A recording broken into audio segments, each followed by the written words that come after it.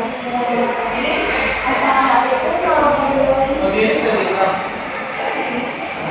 Sampai ini. Oh, kan masih di bawah hati kamu kan caranya. Pak,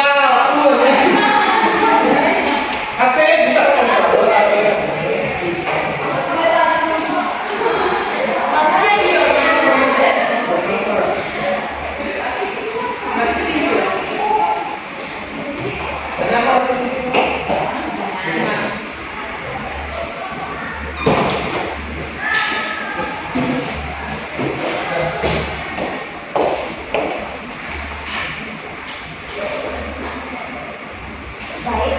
Bismillahirrahmanirrahim. Assalamualaikum warahmatullahi wabarakatuh.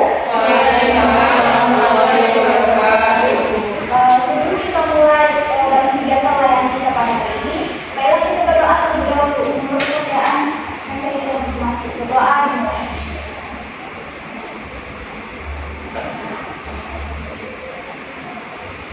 Berdoa saja. Terima kasih pada teman-teman yang telah hadir dalam kegiatan layanan kita pada hari ini. Apakah kabar teman-teman pada hari ini? Apakah sehat semua? Alhamdulillah. Saya senang sekali mendengar kabar teman-teman pada sehat semua. Pada pembahasan kita pada hari ini, saya akan melaksanakan kegiatan layanan, yaitu layanan informasi dengan tema cerdas menggunakan gadget. Apakah teman-teman yang tahu atau pernah mendengar materi tentang cerdas menggunakan gadget? Tapi kami tahu tentang gadget itu HP kan? Ya, betul.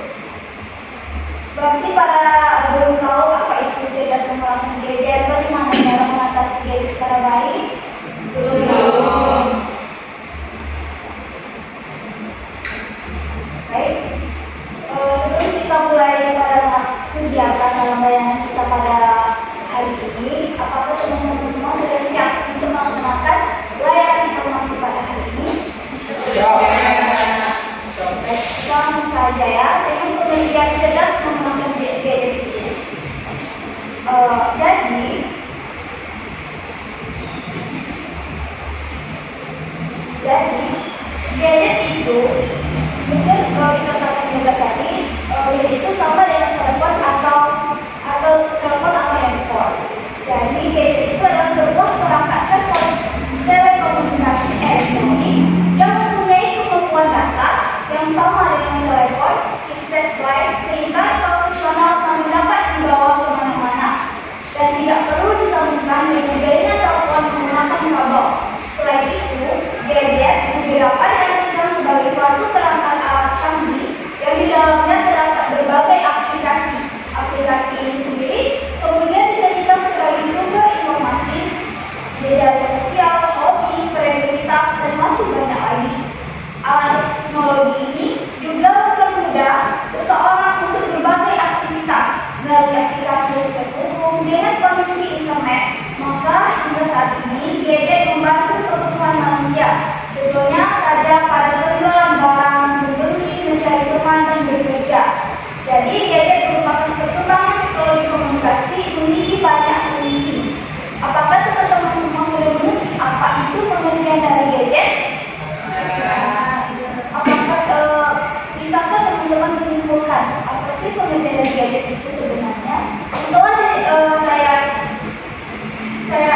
katakan dari pengertian gadget, pengertian materinya di Jadi kalau gadget sendiri tadi sudah dijelasin bahwa itu perangkat yang membantu dalam berbagai proses seperti berjualan, seperti telepon dan lain-lain. Bagus sekali. Jadi betul pengertian gadget itu perkembangan teknologi komunikasi memiliki banyak fungsi. Jadi itu bisa dikatakan gadget itu kita bisa cerdas menggunakan gadget seperti apa dalam hal sehari-hari, dalam hal kegunaannya dan fungsinya. Untuk fungsi gadget itu sendiri saat ini di Indonesia ini dapat kita saksikan begitu besar pengaruh kemajuan teknologi terhadap nilai-nilai kebudayaan yang dianut masyarakat. baik masyarakat perkotaan maupun pedesaan modernisasi. Tentu, kemajuan teknologi ini menyebabkan perubahan yang begitu besar pada kehidupan umat manusia dengan segala peradaban dan kebudayaannya. Perubahan ini juga di masyarakat, khususnya masyarakat dengan budaya dan adat stimulan seperti di Indonesia. Ternyata, gadget ini bisa menjadi barang yang bahaya ketika ternyata gadget tersebut disalahgunakan oleh anak untuk hal-hal yang negatif. Berikut ini adalah beberapa fungsi gadget antara lain untuk memudahkan mengakses informasi, untuk mempercepat pencarian, untuk membantu bisnis dan bekerja, dan untuk menunjang aktivitas sehari-hari. Dan dampak gadget itu sendiri ada dampak negatif dan dampak positifnya. Dampak positifnya mempermudah komunikasi, memperluas jaringan persahabatan sebagai media pembelajaran, menambah pengetahuan, mengakses informasi dan ekspresi diri. Sedangkan dampak negatif itu sendiri mengganggu perkembangan anak, efek radiasi, rawan terhadap tindak kejahatan dan pemborosan.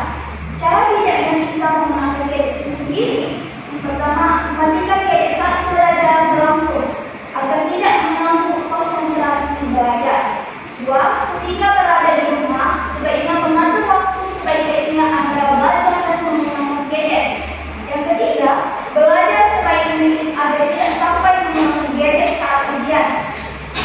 Yang keempat, menghindari mengakses situs porno atau mendownload konten-konten porno dari gadget. Dan yang kelima, menggunakan gadget jika diperlukan untuk hal-hal yang penting saja. Itu materi tentang cerdas menggunakan gadget. Apakah teman-teman sudah mengerti bagaimana cara menggunakan gadget itu secara cerdas? Baik.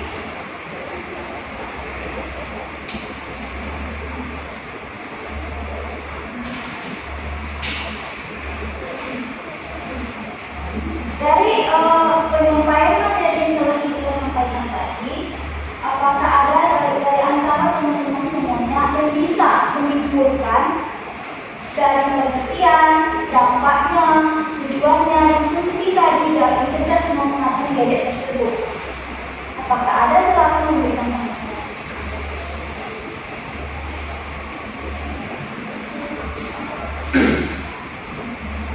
Dari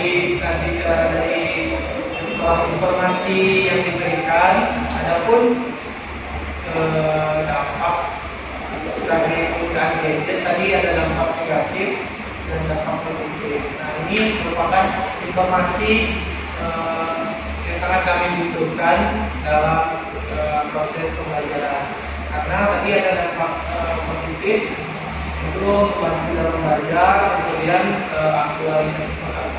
mengaktualisasikan diri seperti memposting foto di sosmed sampai tadi. Terus ada dampak negatif, nah, salah satu itu tadi pemborosan dan radiasi. Nah, memang mungkin ini pemahaman baru, kami tidak paham bahwa sebenarnya penggunaan gadget itu ada dampak radiasi. Baik sekali atas penjelasan dari Pak Yoga. Apakah teman-teman lagi yang ingin menyimpulkan dari materi yang telah kita sampaikan tadi?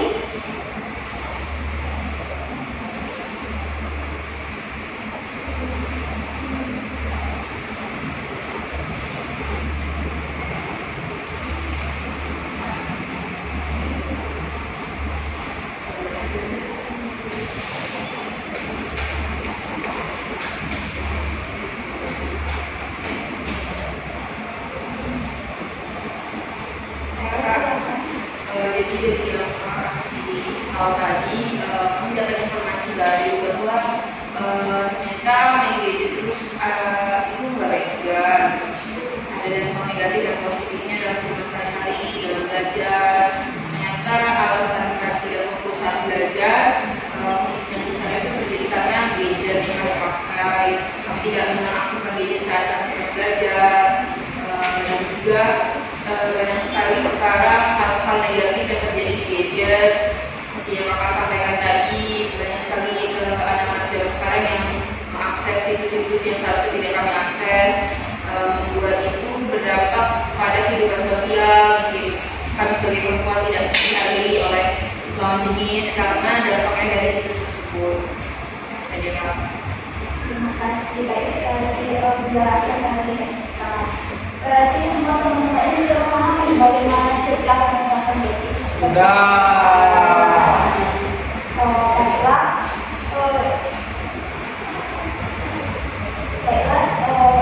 Untuk kegiatan layanan kita pada ini, yaitu layanan informasi, kita cukupi sampai di sini saja. Dari materi yang telah kita sampaikan tadi, apakah ada teman-teman yang ingin menambahkan tentang materi kita dalam cerdas menggunakan media tersebut? Ya, silakan. Saya mau bertanya, kan zaman now tuh banyak banget kecanduan namanya media. Cara ngapasnya bagaimana? Wah, bagus sekali pertanyaan dari kita. Menurut teman-teman bagaimana cara mengatasi cerdas dalam menggunakan media dan kecanduan? Apakah ada yang bisa menjawabnya?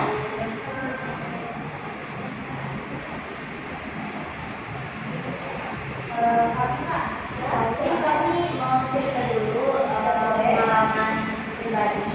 Jadi kami punya istri dulu, yaitu cowok laki-laki, umurnya itu sekitar kelas 2 SD. Jadi dia itu waktu kecil, waktu masih SD kelas 1 atau mereka itu dikasih HP sama ibunya, HP ibunya dipinjamin. Jadi dia itu kayak kecanduan main HP. Terus kalau misalnya tidak dikasih HP, itu kan kayak ada kelakuan yang mungkin kayak kurang menyenangkan, kayak marah-marah atau nangis, nggak berhenti. Nah itu dari kelas 1 terus kelas 2 sekarang itu sama orang tuanya malah dikasih HP sendiri. Jadi sama si orang tua itu kan dibeliin HP. Kebetulan dia juga pintar orangnya, ranking 1. Terus kayak itu sebagai apresiasi dari orang tuanya bagi HP.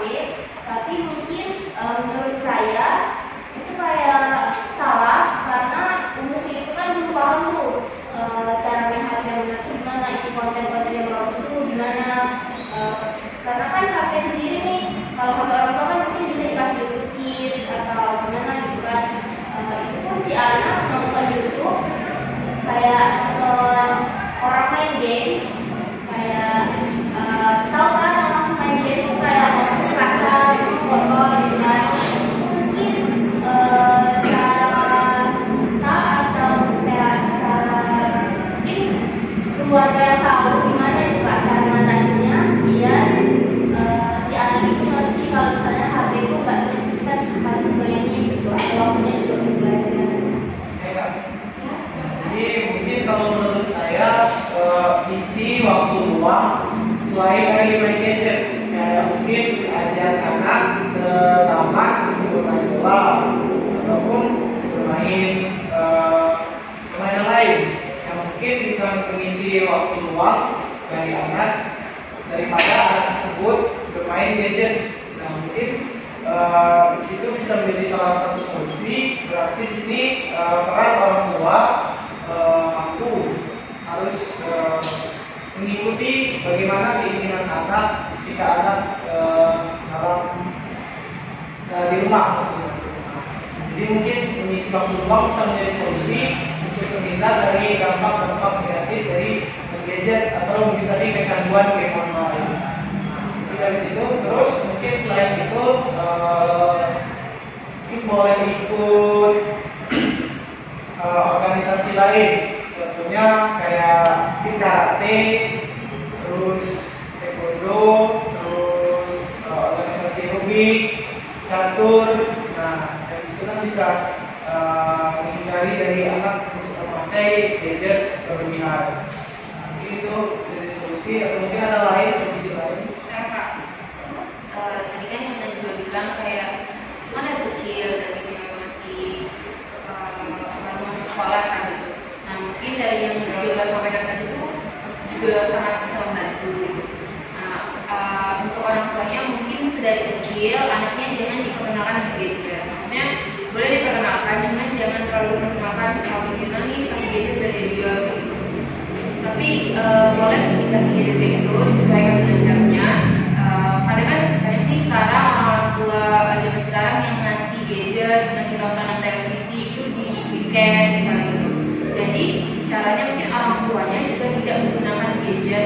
mengisi di depan anak-anaknya di depan di hari weekend. Jadi anak-anak kan akan mencontoh orang tuanya dari situ, dan juga orang tua bisa memberikan anaknya cara mengambil keputusannya sendiri untuk dia mau ngapain dahulu, mau main dulu atau main gadget. Yang penting itu kita sebagai orang tuanya nanti menekankan bahwa dia boleh main gadget tapi tetap harus bisa menyelesaikan tugas-tugas perkembangan yang lebih lain. Bagus sekali pendapat teman-teman di sini. Apakah ada yang menambahkan lagi dari pengalaman yang telah mengalaminya atau pernah melihat dari yang sebelumnya?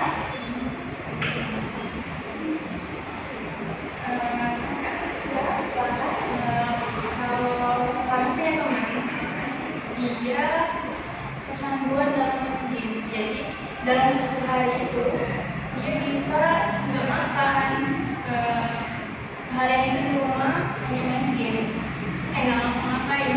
Bahkan untuk makan pun dia lupa. Dan kalau misalkan disuruh orang tua selalu bilang nanti. Jadi kayak mengabaikan perintah orang tua, terus makan lupa, apalagi tentang tugas-tugas belajar pun nggak dia pikirin gitu. Jadi malamnya juga begadang sampai nggak tidur. Jadi besoknya lemas, kalau mau sekolah, lesu, nggak semangat. Bagus sekali dari teman-teman. Jadi teman-teman, kecanduan gadget itu sangat tidak baik, sangat berbahaya bagi kita sendiri, bagi konsentrasi belajar. Betul tadi dikatakan kepada teman-teman semuanya pendapat atau pengalaman dari semua teman-teman. Kecanduan gadget itu sangat berbahaya. Gadget itu perlu dilakukan di era modern kita pada saat ini, karena kita sekarang kan dari modern teknologi. Jadi untuk melakukan gadget itu sangat diperbolehkan, tapi digunakan dalam hal yang positif dan hal yang penting saja. Jangan kita terlalu kecanduan menggunakan gadget sampai bisa tidak makan, disuruh ini nanti makan dulu, apalagi dikasih kepada anak-anak. Itu sangat bahaya dan kesehatan mereka. Anak itu kan masih apalagi kita dalam sekolah itu kan sangat tidak baik, bisa merusak mata mereka, kesehatan mereka, tidak fokus belajar. Karena mereka itu tidak gadget itu seperti apa, karena dia mencontohkan dan melihat orang tua jadi teman-teman, dari materi kita pada hari ini.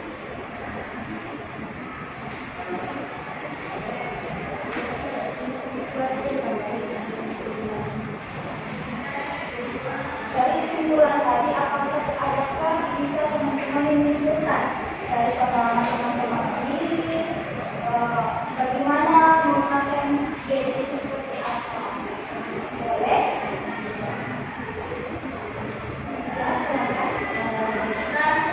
Tadi kakak udah jelasin tentang cara menggunakan gadget. Gadget yang kita pakai kayak smartphone, handphone, terus kayak mungkin bisa juga kayak tablet, gitu kan. Mungkin satu itu yang positifnya aja nih, kayak membantu komunikasi yang cepat sama orang jauh, terus kayak lihat video-video orang untuk belajar, terus kayak untuk sarana bikin konten, edukasi juga. Tapi dibalik itu semua ada juga dampak negatif dari penggunaan gadget ini. Kan semakin maraknya era globalisasi ini kan makin tinggi ya penggunaan gadget. Jadi dampak negatifnya itu mungkin ditangkapnya